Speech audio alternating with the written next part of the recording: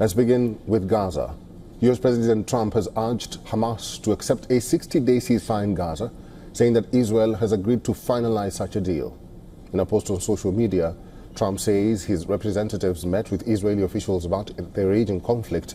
Israel has agreed to the necessary conditions to seal the agreement, and Qatari and Egyptian mediators would deliver the final proposal. He hoped that Hamas takes this deal because it will not get better, it will only get worse. Israeli Prime Minister Benjamin Netanyahu is set to visit the White House for talks on Monday.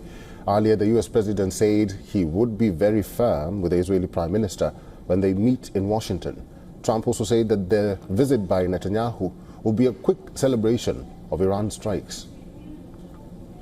Well, it's going to be a very quick celebration. We had a great hit. There was a obliteration. Okay, now it turns out it wasn't an obliteration.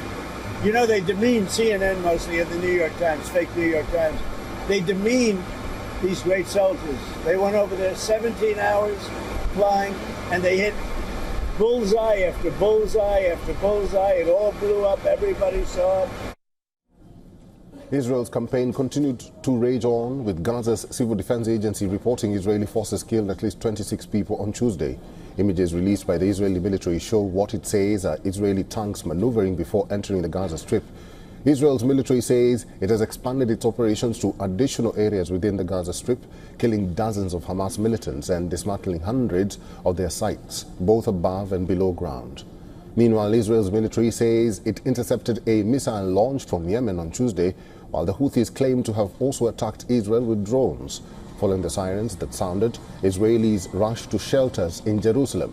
Israel has threatened Yemen's Houthi rebels with a naval and air blockade if its attacks on Israel persist.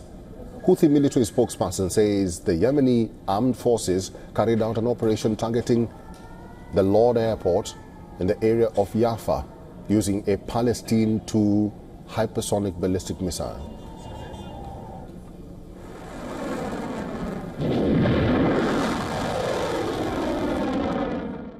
The drone air force of the Yemeni armed forces carried out 3 military operations targeting 3 sensitive sites belonging to the Israeli enemy in the areas of Jaffa, Ashkelon and al-Rashrash in occupied Palestine using 3 drones.